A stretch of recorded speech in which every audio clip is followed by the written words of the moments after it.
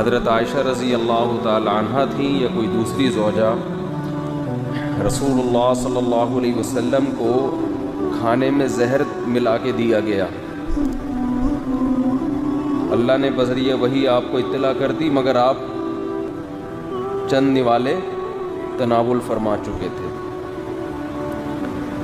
اس سے آپ صلی اللہ علیہ وسلم کی جان تو بچ گئی، زندگی بچ گئی، مگر ہر سال آپ کو اس کی تکلیف ہوتی تھی اس زہر کی وجہ سے، اور اسی زہر کے اثر سے آپ کو آخر عمر میں بخار ہوا، اور اسی میں آپ صلی اللہ علیہ وسلم کا انتقال ہوا۔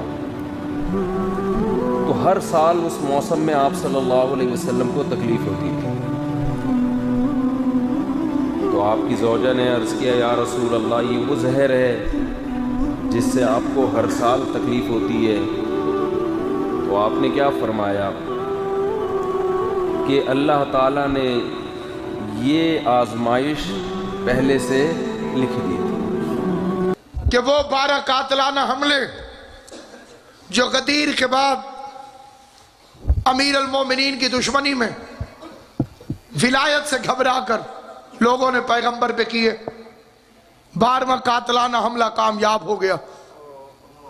اس کو غیر شیعہ لوگوں نے بھی تسلیم کیا، نئے اس دور میں ڈاکٹر طاہر القادری نے بھی تسلیم کیا کہ پیغمبر کو زہر دیا گیا تھا، لیکن ایک اس کے اندر وہ گنجائش رکھ گئے کہ خیبر میں زہر دیا گیا تھا۔ ایک عورت نے دعوت کی تھی، گوشت کھلایا تھا، اس گوشت کے اندر زہر تھا۔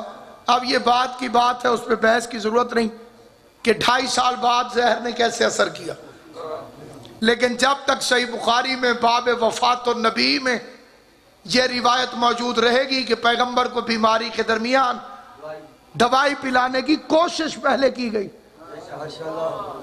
اور حضور نے پینے سے انکار کر دی۔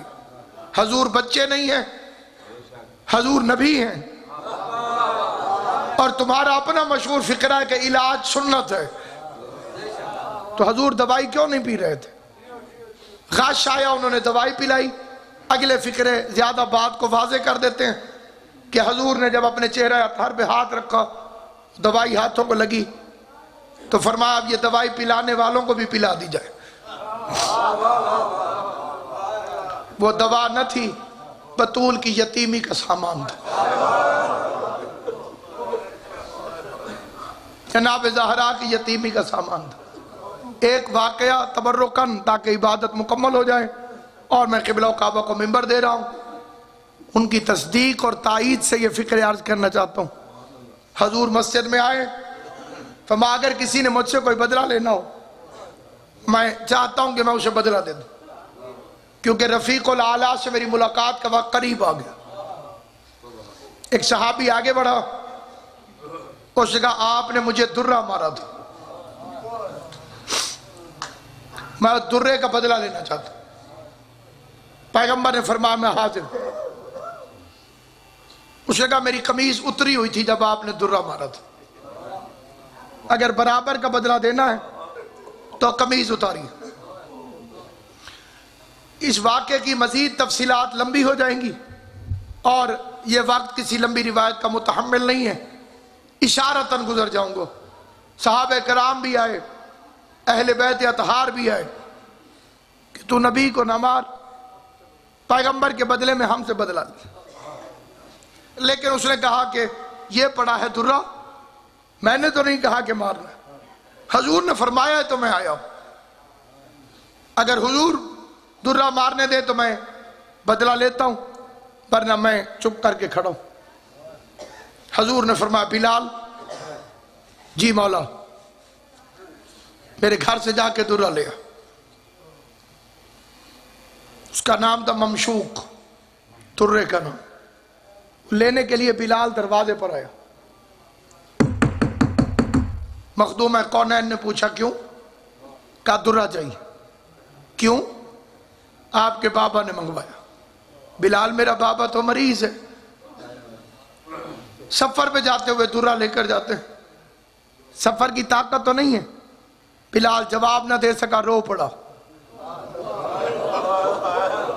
رونے کی آواز مظلومہ نے سنی، تڑپ کے کہنے لگی بلال تجھے میرے حق کا واسطہ، جلدی بتا میرے بابا کو درہ کیوں چاہیے؟ بلال نے پورا واقعہ سنایا. ہائے کر کے زہرا کہتی اسے شرم نہیں آئی میرا بابا بیمار ہے؟ میں رو کے کہتا ہوں زہرا یہ امت بیماروں کا حیا کہاں کرتی ہے؟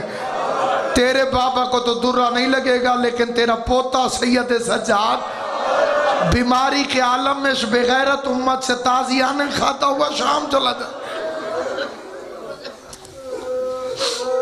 مقصد یہ روایت پڑھنا ایک حکم کی تعمیل ہے اور وہ ایک ہی لائن میں تعمیل ہو سکتی ہے. ایک فکرہ پڑھ رہا ہوں قبلہ کو منبر دے رہا ہوں.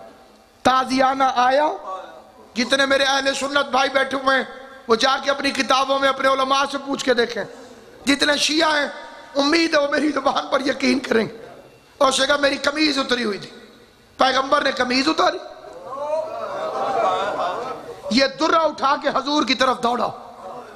کئی صحابہ نے آنکھیں بھی بند کر لی کہ ہم پیغمبر کو درہ لگتا نہ دیکھیں. لیکن جب وہ حضور کے قریب آیا اس نے درہ پھینک دیا اور مہر نبوت کو چوم لیا اور ہاتھ جوڑ کے قدموں میں گر گیا. آقا آپ نے کب کسی کو مارا ہے؟ میں تو مہر نبوت کو چومنا چاہتا تھا. روایت ختم ہو گئی. ایک لائن کا سوال, اسی کا جواب چاہے دل میں دے دینا چاہے ہائے کر کے دے دینا, اور میں منبر چھوڑ رہا ہوں. بدو نے آقا کی مہر نبوت کو چوم لیا. اس نے بآواز بلند کہا آپ نے کبھی کسی کو نہیں مارا تو مجھے کیوں مارتے؟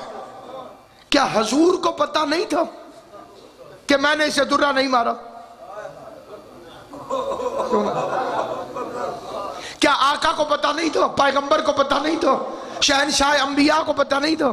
پیغمبر اعظم نہیں جانتے تھے؟ بولو, پورے مجمع سے سوال. جو چیز بدو کو پتا تھی کہ میں نے تازیانہ نہیں مارا, کیا نبیوں کے سلطان کو قبلہ جی پتا نہیں تھا؟ شاہ جی پتا تھا نا, پھر نبی نے اسے جھٹلایا کیوں نہیں؟ کتنی دیر یہ گفتگو ہوتی رہی, درہ آتا رہا, قمیض اترتی رہی, لوگ سامنے آتے رہے. نبی نے کیوں نہیں کہا تو جھوٹا ہے؟ شاید محمد مصطفیٰ صحابہ کی تربیت کر رہے تھے کہ دیکھو میں نے اسے بھی خالی نہیں بھیجا جو میرے سامنے آ کے جھوٹا حق مانگ رہا تھا. کل میری آنکھیں بند ہونے کے بعد اگر میری سچی بیٹی زہرا دربار میں آ کے سوالی بنے تو فاطمہ کو خالی واپس نہ بھیجنا, زہرا سے گواہ طلب نہ کرنا, زہرا سے تحریر طلب نہ. فَسَيَعْلَمُ الَّذِينَ ظَلَمُوا أَيَّامُ